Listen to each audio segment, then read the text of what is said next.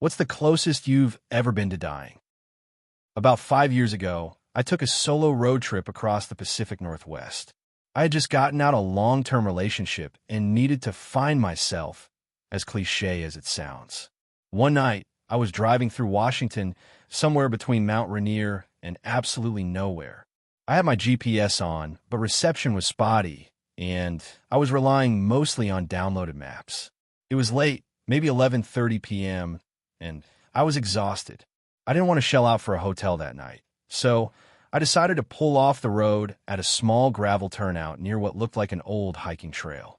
I had a sleeping bag and figured I'd just sleep in the back of my SUV. I parked, locked the doors, cracked the windows, and passed out. At some point, I woke up to the SUV rocking slightly.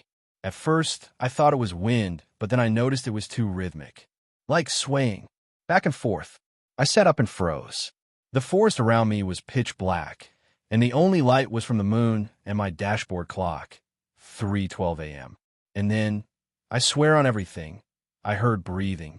Outside the car. Not an animal panting or rustling. Not wind. Breathing. Heavy. Human. Slow. I didn't move.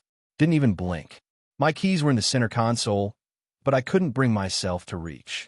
After about 30 seconds of trying to convince myself I was imagining it, there was a loud thump right against the back window. I jumped so hard, I smacked my head on the ceiling.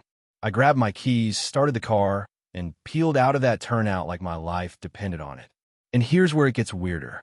When I looked back in my rearview mirror, I saw the sign I'd parked next to. I hadn't noticed it the night before. It was covered in moss and weathered from the elements, but the words were still visible. Bridge closed, collapsed structure ahead. About 30 feet past where I'd parked, the trail led to an old wooden bridge. Half of it had collapsed. If I'd driven just a little farther down that path, thinking I was pulling into a spot or turning around, I would have gone straight over the edge. No guardrails, no second chances. To this day, I don't know if someone was out there that night, messing with me or maybe even trying to warn me. But I haven't gone car camping since.